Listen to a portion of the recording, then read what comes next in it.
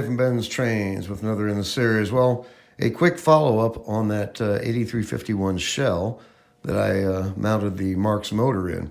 Anyway, this is up and running. I moved it over to the inside rail, and as you see, it's running absolutely perfectly. So tomorrow I'll finalize this, very likely install a headlight in it, and a new locomotive is born. As you see, that is running really well. A fairly good-sized motor for that shell.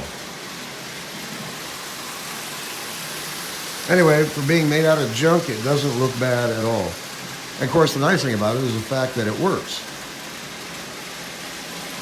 So it was a lot of fun, gave me something to do tonight, kept me busy for several hours. A lot of fussy little things you have to do when you do things like this. But as you see, it's running absolutely splendidly. This is actually running on DC right now.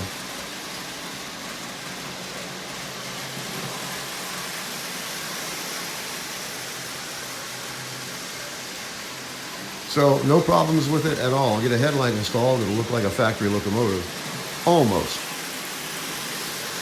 Anyway, just a quick follow-up video. Probably be the last video I do on this, but you'll see it eventually. So tomorrow I'll put a headlight in it, finalize the screw on the top. It's going to need a washer, I think. And I still haven't epoxied the front truck in position. So, for being literally thrown together out of parts, it doesn't look bad at all. Runs well, looks good. So, and it was free. That's the nice thing about it. So, just a quick video. As long as you have any questions, feel free to drop me an email, BENZTRAINZ@gmail.com. And as always, thank you for watching.